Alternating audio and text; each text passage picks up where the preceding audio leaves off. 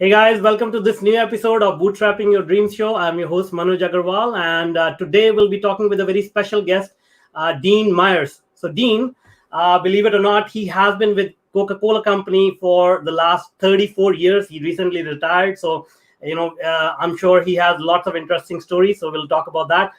Dean is sharing deep insight and unique perspectives from his global experience in customer leadership, supply chains, operations, business development, and many more areas of business. As an author, consultant, and keynote speaker, Dean has spoken to groups all over the world on the challenges of collaboration in a world that can be volatile, uncertain, complex, and full of ambiguity, which is what we are living in right now. And now, in his new book, The Boardroom Buddha, Dean has captured powerful 5 universal principles for winning in any environment. So consider this as a secret code for how we all need, providing a unique set of tools that will become your own, leading to great success, prosperity, and happiness. Awesome. Dean, I'm so excited to talk to you today.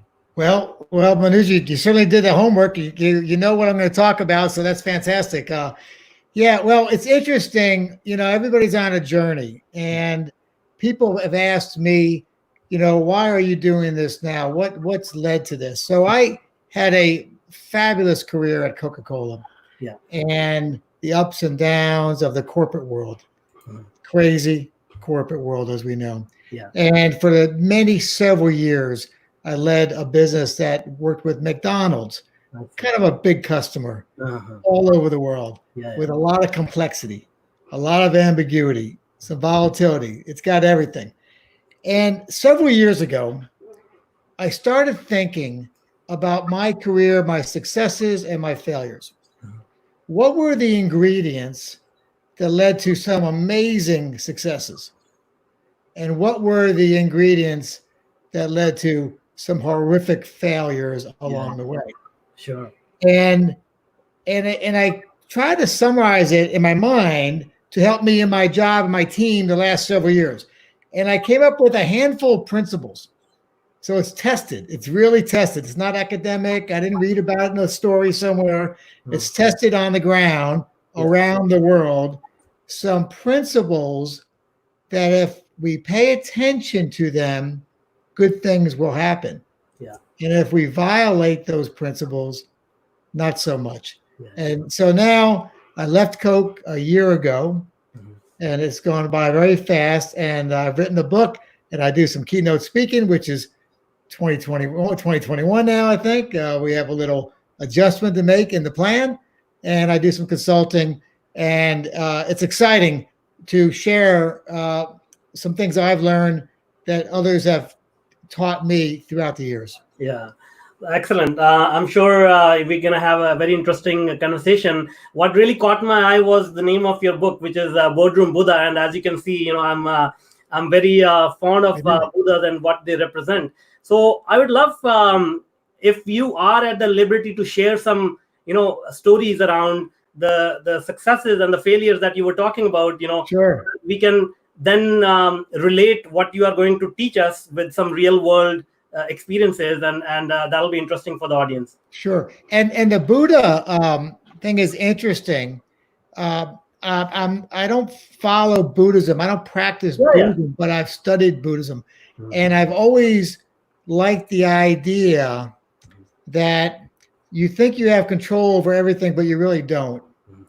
And some of the principles of Buddhism is around things are as they are. You just need to be able to see them as they are, not what you want it to be.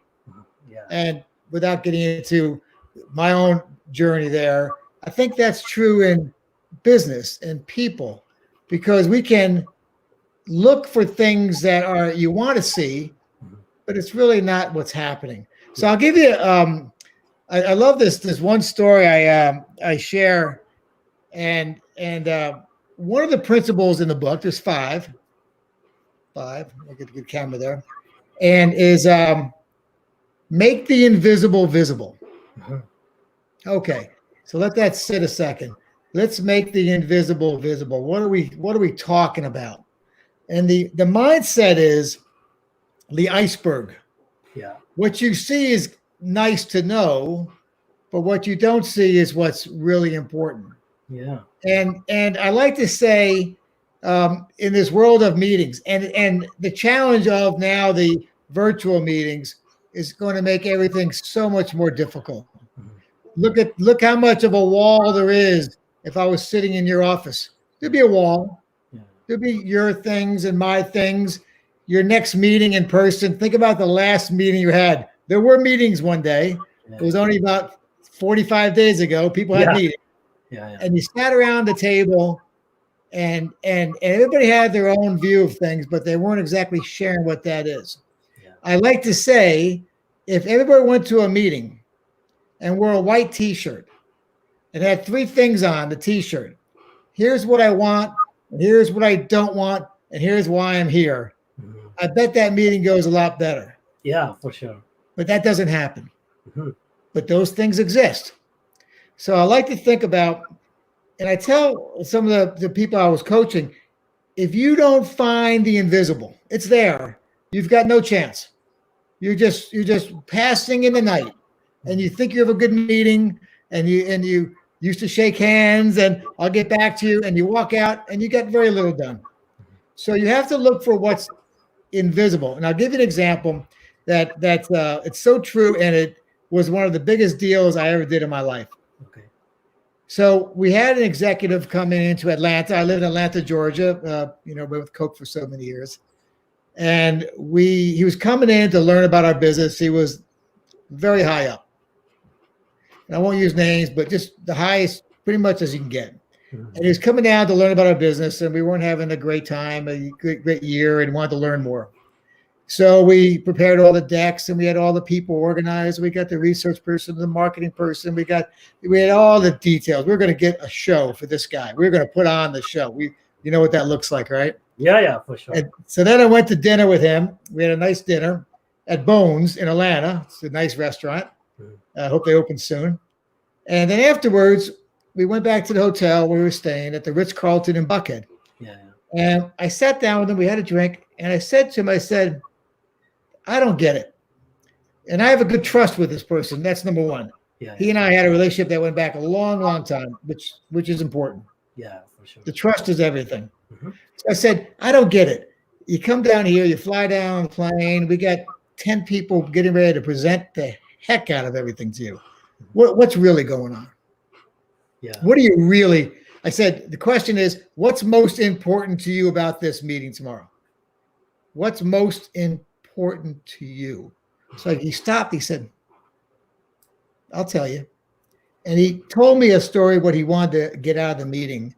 And I said, I can make that happen. I had no idea that was important.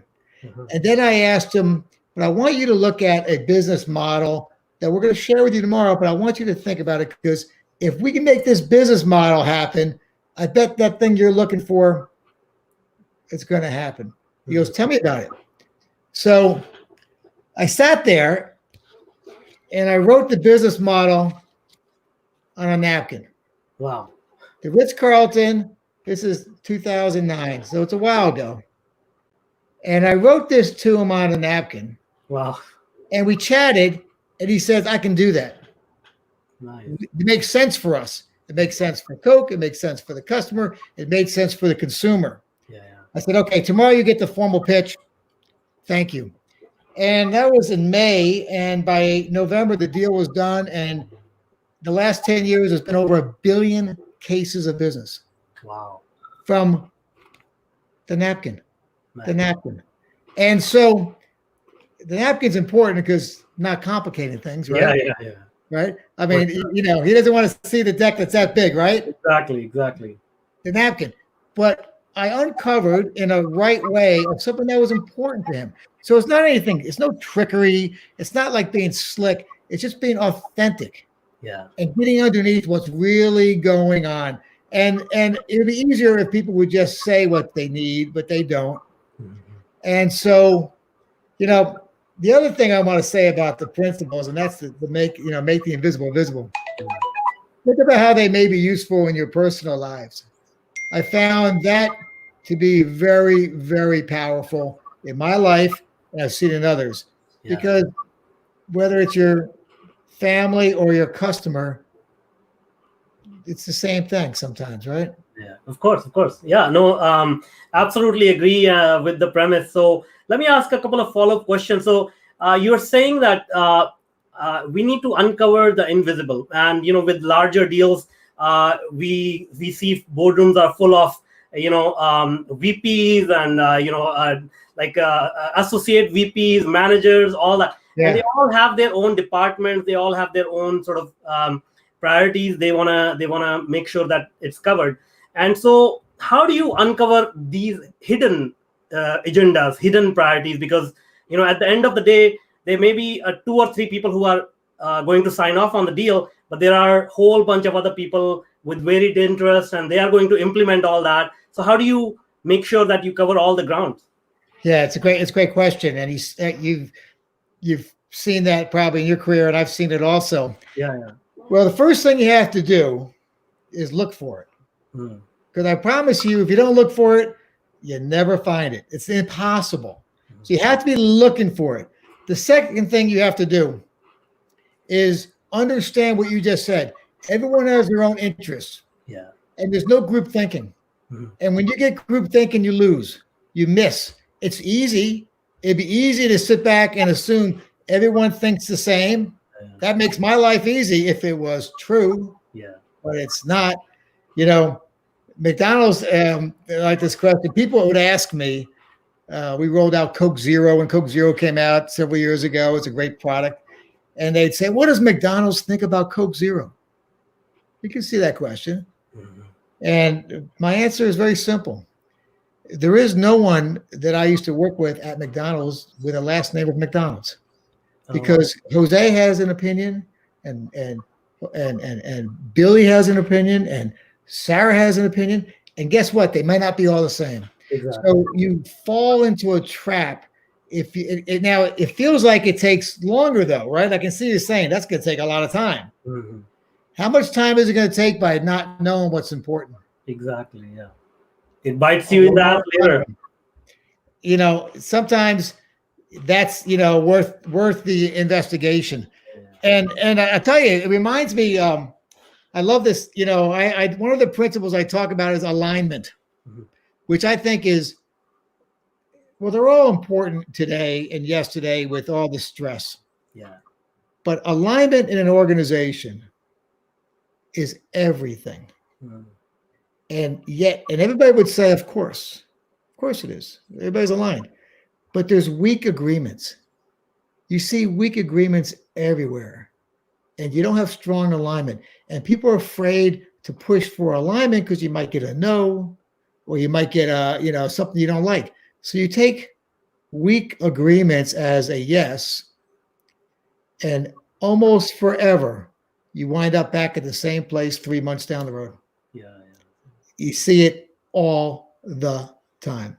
So this is where, when I'm working with a couple companies at senior level executives for their teams, I talk about the power of alignment that is underappreciated.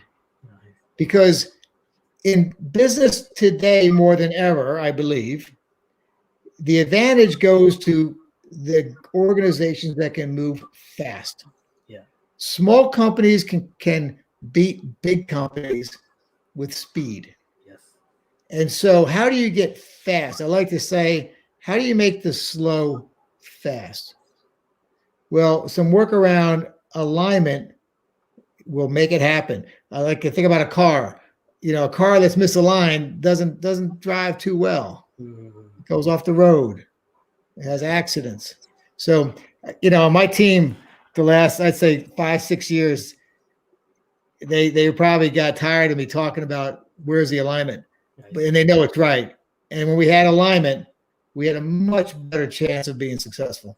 Got it. And where there's misalignment, it never goes well. So it's an idea that you have to use, right? Yeah, for sure. So let me carry that forward and tie it with the one previous thing that you mentioned, because alignment also asks for a lot of trust between the team members as well. And you mentioned you need to have the trust established with the clients and everything. So how do you establish that trust? I mean, that's the fundamental sort of a fundamental emotion that binds us.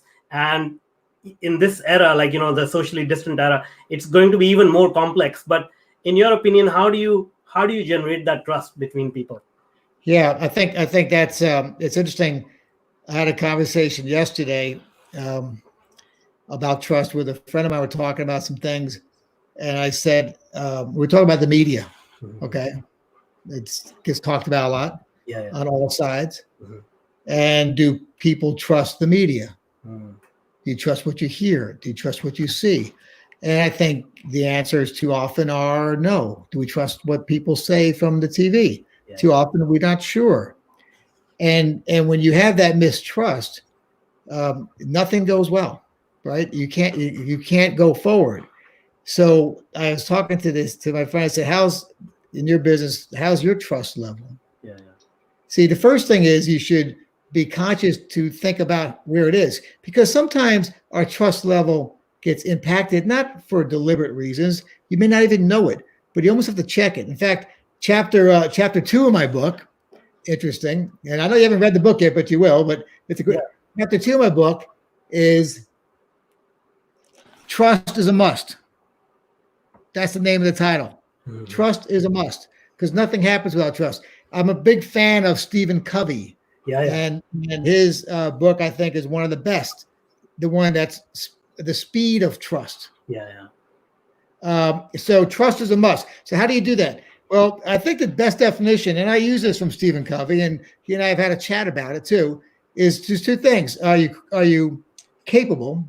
Are you good at your job?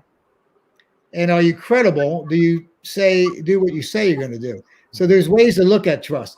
But I think the most important thing is when you have a situation when the trust is not in place, you have to fix it.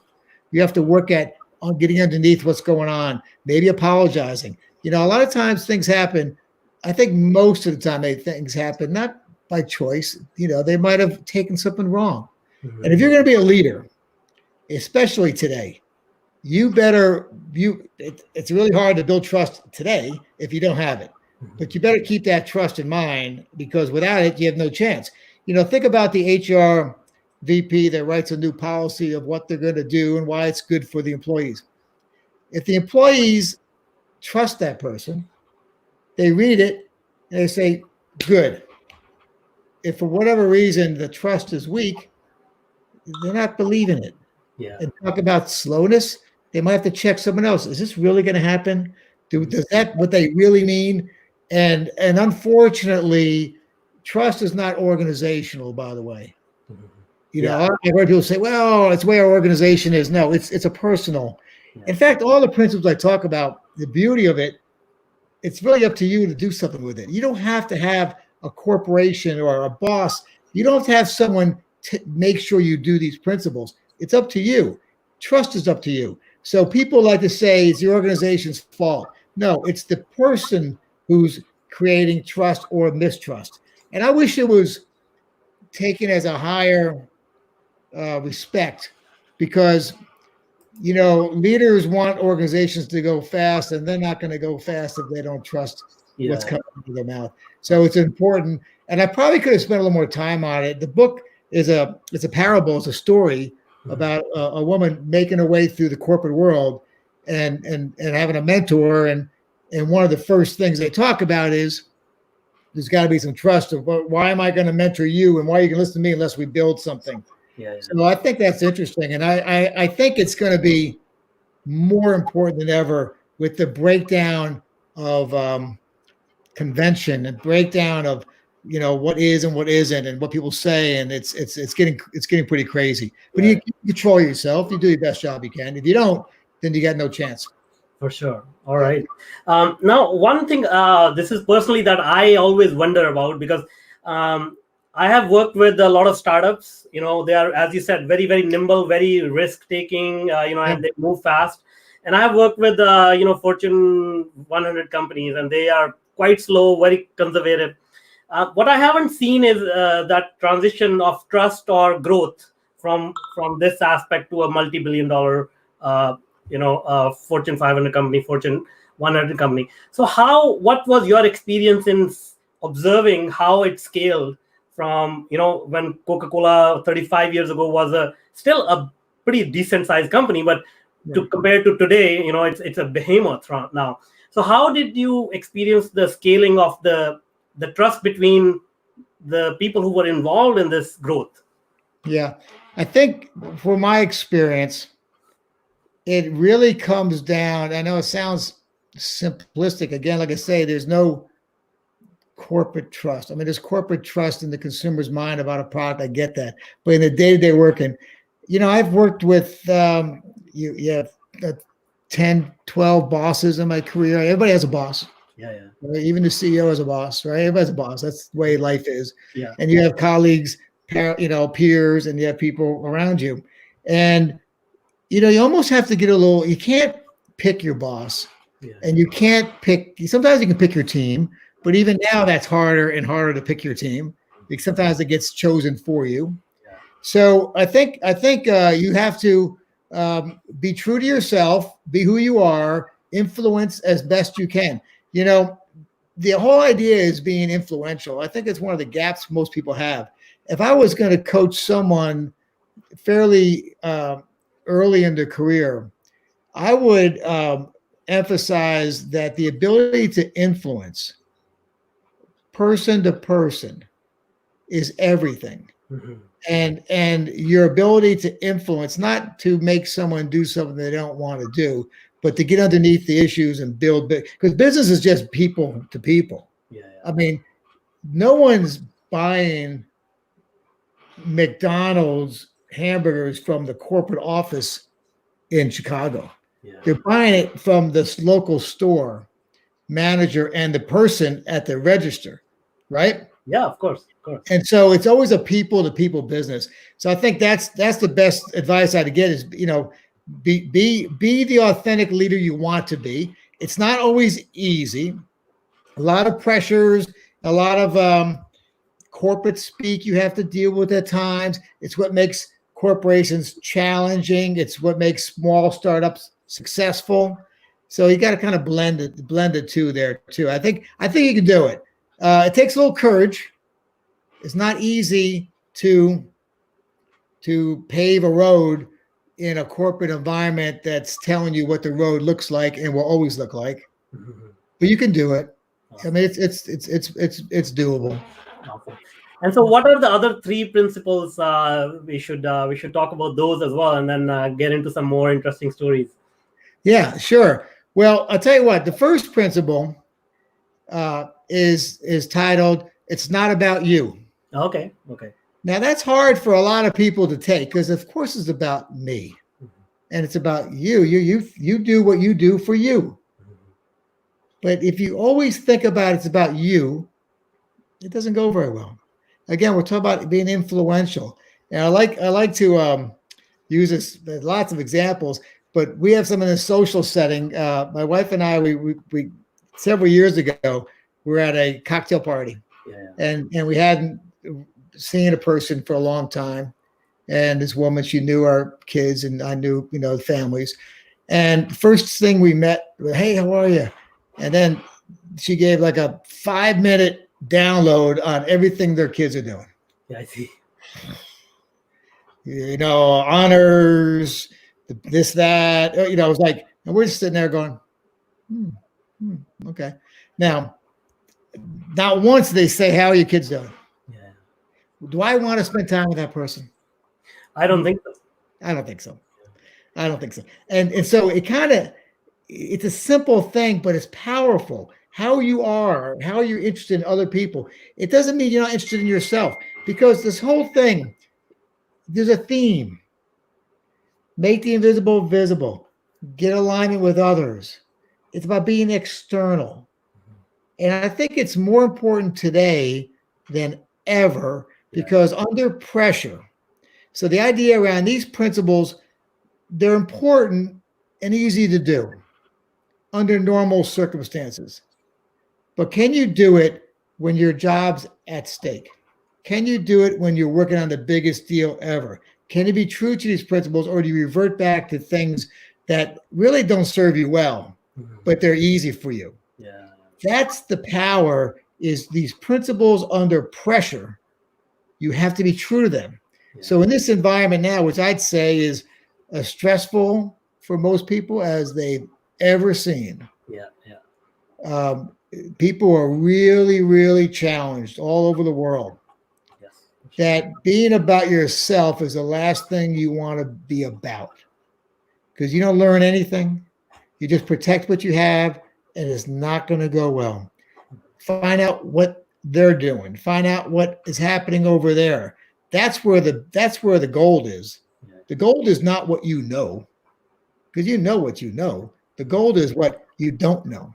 So principle one is all about being external.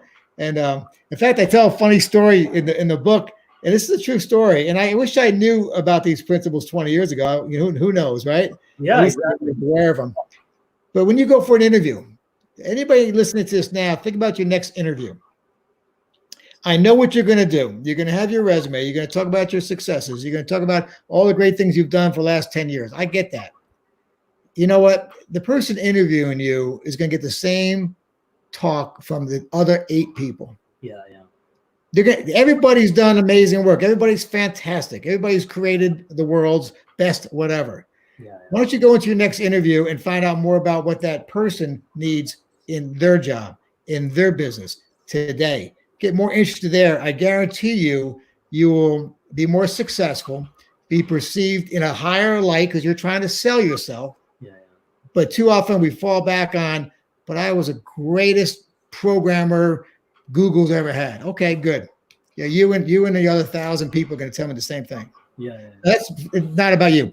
The second principle is all about curiosity, and get curious beyond curiosity. I'll tell you a funny Coke story. We got a few minutes. We're good on time? Yeah, yeah. I'm open for another 30 minutes if you are. Okay. So this is a fun story.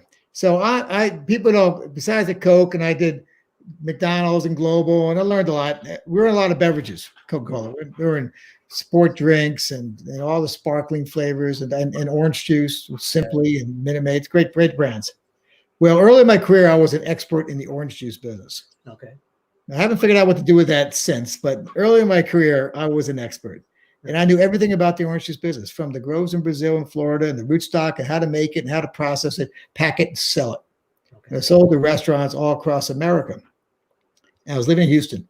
And it was early in my career, and I was pretty proud of myself, and probably not a good listener and kind of, all about me, right?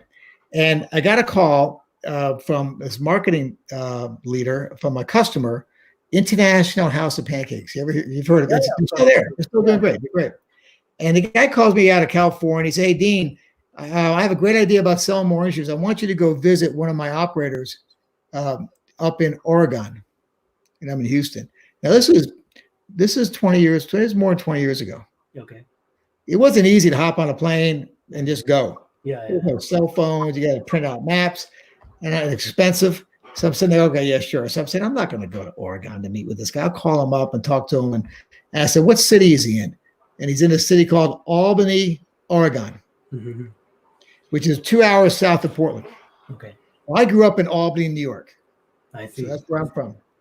And I said to myself, well, that's kind of karma. I got to go to this guy, right? Albany, right?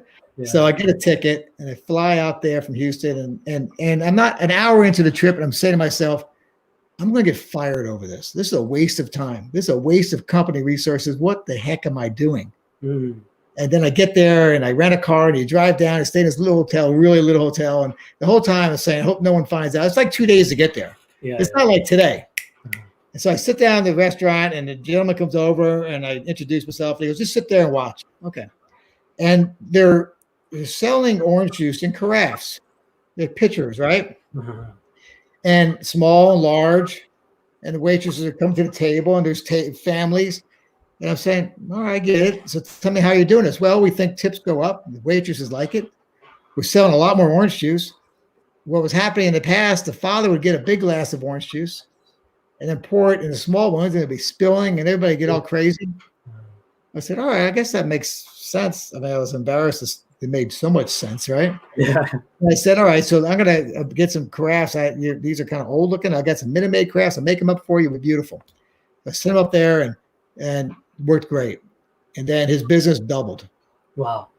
So then we went to the whole West Coast. And what happened to the business? It doubled. Wow. And then we took it across the country. And now, I don't know what era, it doesn't matter whether it's inflation of 17% or zero. When you double your sales, it's pretty good. Yeah, yeah. So then the second year, what do you think happened to the juice business? It doubled again. Wow. And then we took it to all the Denny's and all the restaurants in America, and business doubled. Wow. And to this day, one that's why it's so old, but it's so important. How did I not see that? I'm the expert. But I wasn't allowing anything in my mind different. Yeah. I was so sure what I knew about everything. And so since then, I've always been saying to myself, what am I not seeing that's there? And this was not a crazy idea. Yeah. I mean, it's almost embarrassing to say, how did I not think of that? Right? My team. Yeah. I mean, how do I not think of it? It's obvious as can be. So when I work with other people and I speak about things, I have to ask you, what are you not seeing that's right in front of you? So you have to force yourself to get outside what you're doing, outside where you are. I used to suggest that the people in the manufacturing facilities go ride with a salesman, go to the stores and see where your Coke products get put on the shelf and talk to what they're seeing. Because if all you're doing is inside the plant and that's all you're seeing. So you have to just force it. And it's hard to do because it seems like a waste of time sometimes. But you have to force yourself to get beyond what is obvious. And I call it the secret hack or a trick that I've used now the last several years. You know, CEOs have a board of directors for a reason. Yeah. James Quincy is the CEO of Coke, doing a very fine job, and he has a board of directors. And they meet quarterly and they discuss the business and they give advice. Well, what's stopping anyone on this call from having your own board of directors? I have a board of directors. I've got 4 close friends that care about my future. Yeah. From different backgrounds that are really smart, successful, and are willing to take time to talk to me about my business. Yeah. There's my board. Awesome. We do it informal. Yeah. I might buy them lunch. Maybe I will. Maybe I won't. But it's simple. Yeah. And your friends and colleagues, they don't have to be your friends. Your colleagues will be honored to be on your board, and you can learn something that you don't know. Yeah. So be curious. I've encouraged so many people, just get your own board of directors. Yeah. It's really an easy thing to do.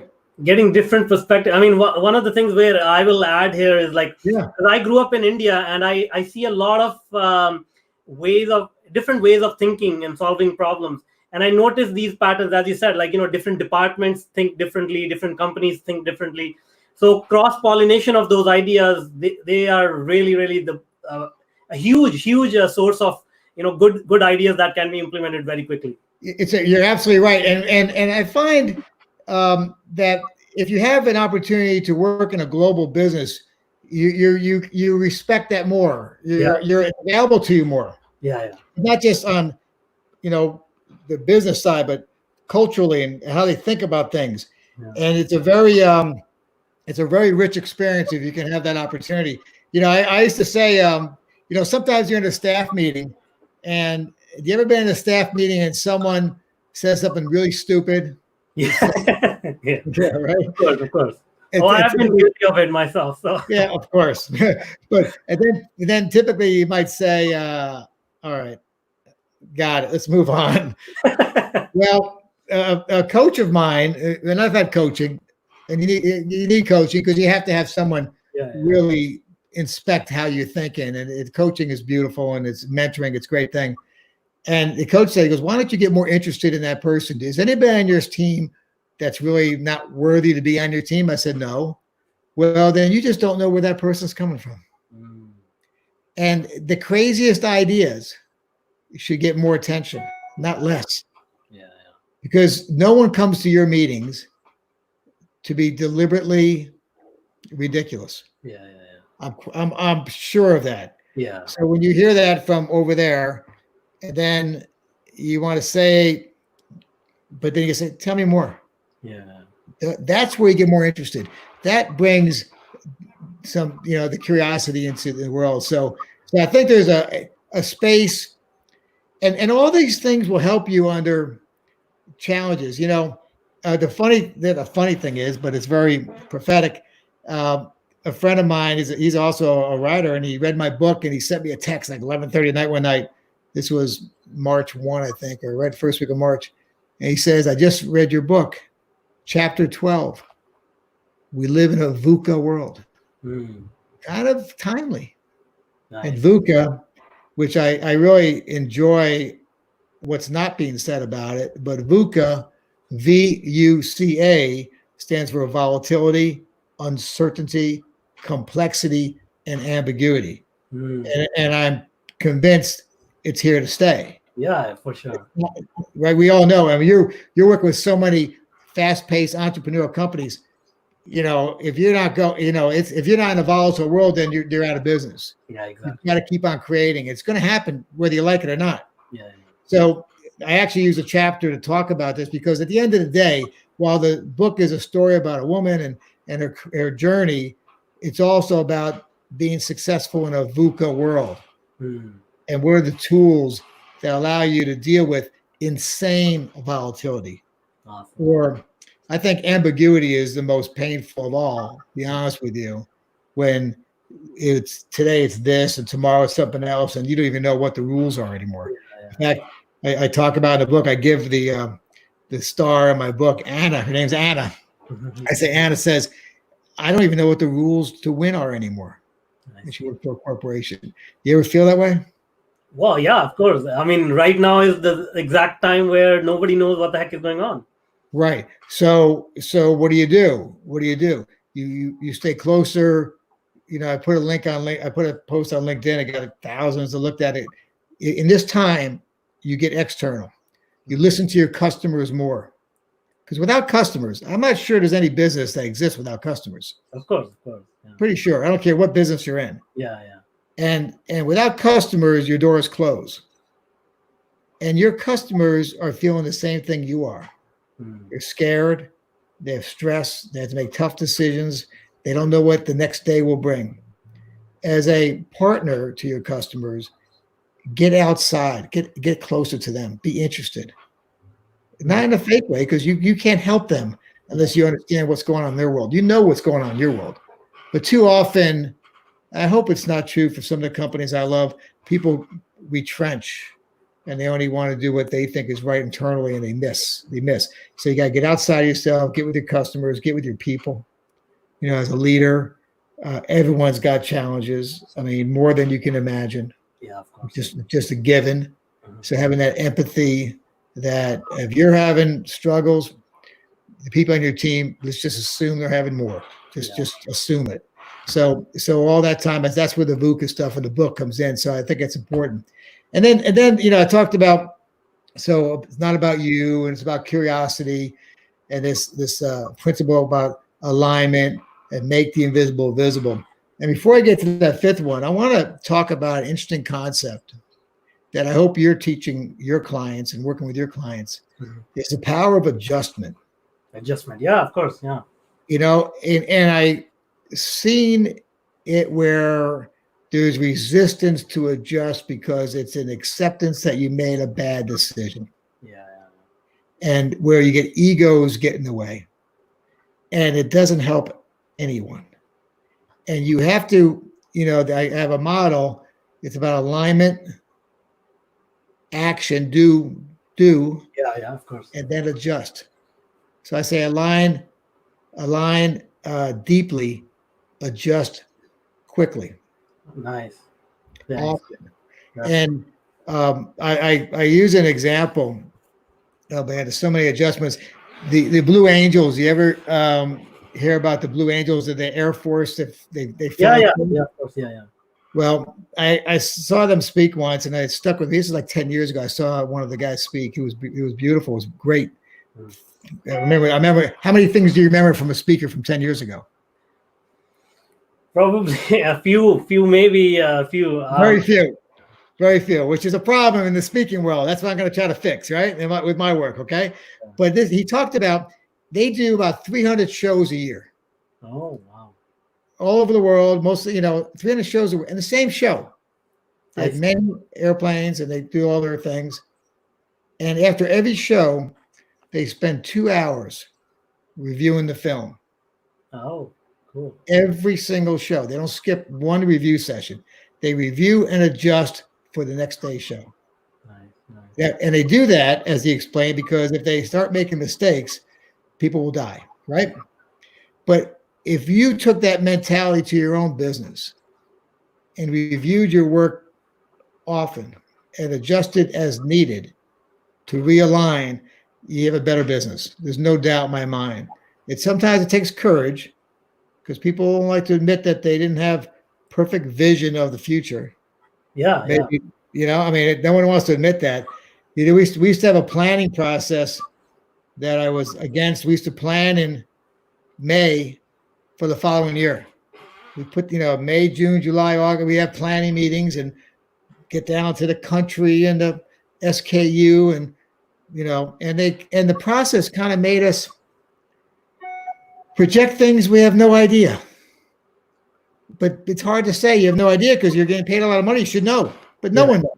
Yeah. And almost every year in my career, I bet it's every year. I wish I knew the facts. Almost every year, come February, you know what happens? Readjustment. We replan. Yeah. So why do I want to start in May? Yeah. So the last couple of years, I was encouraging the team, let's work on the business today and do the planning process like September, October, November. Let's do it tight. Mm-hmm. Because in February, we're going to have to change. And this year, could it be any perfect example of that in a horrible way? Yeah. I guarantee you many businesses started their planning process in May with projections and investments, and they spent all summer long with tons of meetings and spreadsheets. Yeah. And down to the small little spend. And how soon has that been ripped up? Yeah, exactly. So I'd say go deeper, shorter, closer, because we don't, managers and leaders really don't see the future. Yeah. I mean, you don't see the future. There may be a handful. We are so locked up in our heads, like trying to figure out what's happening behind us. Yeah, and seeing the future is, I mean, you have to make some assumptions, but don't be so firm in your conviction of being right. Yeah. I mean, it's hard to say because we're smart people and they pay us and we're supposed to know what's going to happen out there. Come on. There's not many. Maybe there's a handful on Earth that can be really good at predicting the future. And I'm not talking 3-5 years. I'm talking like the next year. Yeah, exactly. Yeah. How crazy is that now, right? So we have to change our mindsets about this. And it is about being nimble. It's about being on your toes. And I think big companies will learn from this. I'm sure the ones that will thrive after this will learn to be on their toes and build in the capability to be agile, not in a cliche way. There's a lot of cliche. We have to be agile. We have teams. I'm talking really agile and how you can adjust quickly. I think that's the future for a lot of companies. Small companies do it. Yeah, for sure. But what I mean, I'm seeing a theme, and that's what's tying up everything for me. Everything that you talked about has to do with how you think, how you treat other people, how you empathize with them, which is part of the Buddhist philosophy. I'm not a Buddhist myself, but as you said, like these are the core principles of Buddhism as well. So mixing that philosophy with business is a unique way to looking at things, and it resonates with me. I do my business the same way. So now tell me a little bit about how do you think things. Of course, as you said, like it's hard to predict, but how do you think things will shift in response to this coronavirus, and how can we be better prepared for it? Yeah, I think the companies that will do well and the organizations that do well is to be listening better than they ever had to the customer and the consumer. Mm-hmm. Everyone listens to the customer. Everybody listens to consumers. kind of. Mm-hmm. They do, but not as detailed in macro. I think you have to get external, and it's always going to be a local business. And Coke does a good job in the past. I mean, I'm proud of a lot of things they've done, but how the consumer in the Philippines reacts to things is different than Argentina and different than Atlanta, Georgia. Yeah. And you take that approach in your business. Even if you just have a business in the U.S., be micro about what's important to other people. What's going to happen as far as meetings and all that? I mean, I think only what I've read, and I don't think, no one knows, right? I mean, no one knows, but eventually there'll be ways to conduct face-to-face. And I would say this: the organizations that find ways to get more face-to-face are going to win. Mm-hmm. This is not going to drive value in the future. It never has. It never has. Forget about we're having a video conference and social media. The conference call, it never has created much value. And then the video call, it's kind of weak. It's better than nothing. Yeah. But at the end of the day, people will do business with people. And the only way to get underneath what's important to people is to find ways to be in proximity and make that invisible visible. It ain't going to happen on a video cast. I tell you that much. And the companies have figured out the best ways to do that. And hopefully there'll be certainly some medicine to help people who get the virus, and then a vaccine. But I would not fall into a trap to think this is a good way to do business. I think you'll lose. I see. People are humans, and you can't do good business on a picture screen. I may be wrong. We'll find out. History will show. But if I was leading a team in a business, I would find ways to, when it's safe, of course, but when it's safe, to get as close as possible to your people that matter to you. You see, this is where I think differently. I see the world differently. I think it is going to get more virtual, but as you said, nobody knows. Let's see how it plays out. I'm not in the majority on this. I know a lot of people think it's going to be very digital forever and a day, and it might be, okay. So I'm not saying you don't want to respect that, if that's where it is, but if you can figure out when things, listen, everybody talks about 9/11 and no one was going to fly, and now they put security and metal detectors and everything. I think humans need to be with humans. Yeah, no question about that.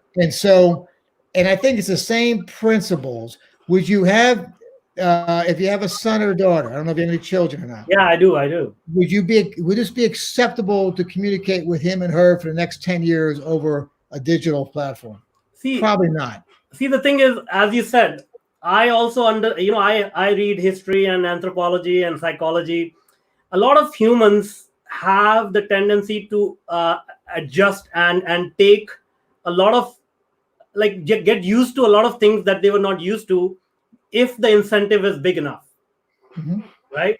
So in my opinion, getting sick and losing your health will be a big enough incentive for us to adjust and go to any length, basically, to survive. And that is my opinion. Yeah. And the experience, as we are going through this transition, I think obviously the degradation of that experience, human to human connection versus virtual, we will adjust to that over time. But obviously, it'll take some time, I think. Yeah, it might be a necessity. I just hope that people who prefer that to begin with, don't lean on that. Yeah, of course. Because that's going to happen. Yeah. There's a lot of people who would rather, even before this, we used to have conference calls, and there'd be 3 people in offices, and they're on the same conference call. Let's say, what are we doing? It's because everybody, some people like to, close it, and it doesn't add much value. Yeah. So I think, of course, health, safety, of course. But the companies that, once it's safe, the companies that are willing to find the right ways to engage, and I don't know what that looks like, but it's engagement. I talk about this, my napkin. Never, ever happens without trust and without a face-to-face conversation. And this was a big, big deal. And think about your biggest successes. They're not happening over emails. Yeah. I know it's almost old-fashioned, right? Yeah. It is. I mean, these are the things which, when paradigms shift, we have these nostalgic conversations. It used to be like that. It used to be like you were saying, it took you 2 days to get to Portland. It used to be like that. I think in 10 years, we will talk about, it used to be like that before the virus and all that. Yeah.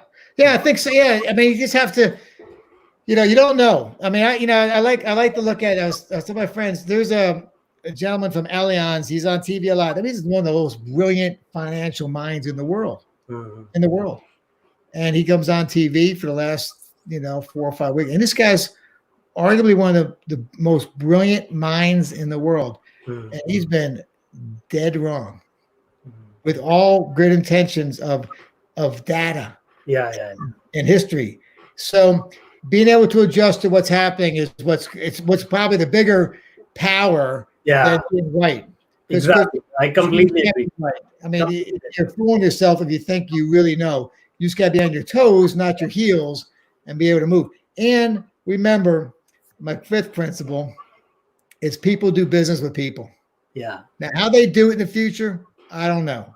The conversation we're having here. Yeah. But I promise you, people will do business with people, and you better build good teams.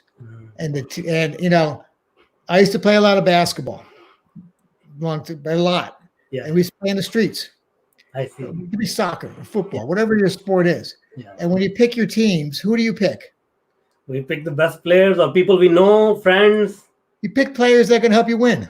Yeah. If you win, you stay on the pitch. If you lose, you sit on the sideline. And no one wants to wake up in the morning and go sit on the sideline, right? Yeah, exactly. Well, I think that's a mindset that business has to have more. Successful businesses. There's no room for a week. There's no room for it anymore. And the labor shifting. It used to be you couldn't find labor a year or 2 years ago. Everyone could get jobs, and they demanded what they get paid. Yeah. That's changed pretty quickly. Yeah. So now you have an opportunity in your businesses to ensure you have the best of the best, because you'll win when you have the best team. Awesome. You will win. Don't carry people that aren't helping you win. Yeah. That seems I don't know why you want to do that to yourself if you're trying to run a business. Now, this is great. Thank you so much for being with us. I think you've shared so much information. And here's the book. Yeah, I was gonna just ask. Yeah. So where can they buy it? How can they reach out? How can they connect with you? The book is on Amazon, and it's a bad camera here, but it's called The Boardroom Buddha, 5 Universal Principles. It's doing fantastic, which I'm really, look, it's something of a love thing. I used to do speeches about this work, and they say, well, write a book, Dean, write a book. And I was working. I wasn't going to write a book, right? But then I left in March last year, so I said, I'm going to write a book. Awesome. And it's on Amazon. Yeah. And it's easy to get. It's $5 for Kindle. It's not a lot of money. It's $15 for the book. And you can connect me. My contact's right, but my website is Dean Z Myers, MYERS, consulting.com. Awesome. So we'll put those links. And hook me up on LinkedIn. Yeah. If you got a question, hit me up on LinkedIn. I've got time on my hands now. We're all over our office trying to, get things going. So, I have seen you talk, and I have seen you, share your wisdom, and so impressive. Like anybody who's listening, watching, please go read the book. Dean, obviously, he has built a giant company, Coke. I mean, who doesn't know Coke? So please read the book and apply these principles. Reading and collecting information is one thing, but applying it in your life is what will bring about the change. So please do apply it in your life, and obviously connect with Dean and myself and ask any questions. Yeah. So, I'm glad you mentioned that. What's been more interesting even about the business practices of the book, which are solid. Mm-hmm. And if you use them, you win. If you violate them, you lose. That's a given, right? But they apply to your personal relationships. And I encourage you, do you have that distant father or brother or sister or daughter, that you're not always connecting eye to eye. Those tough relationships. The principles outlined in these books can help with those as well, because it's really about connecting and building something versus going the opposite direction. So that's almost been the pleasant surprise. And I've got a lot of feedback from my speaking. They said, their brother they couldn't talk to for 5 years reconnected because they got interested in him versus themselves. Principle 1, principle 3, how great. That's awesome. So improve your business, improve your life, improve your personal relationships. So and I think the principles that you mentioned, it just provides a lot of personal fulfillment and just peace as well, in my opinion. Good. Well, listen, thank you very much, and I've been following you, and you're doing some great work. Thank you so much. I can't wait to get the critical review when you read the book. Okay. For sure. Yeah. Thank you so much. I'll definitely read it. Thank you. Okay. All the best. Thanks. Bye now.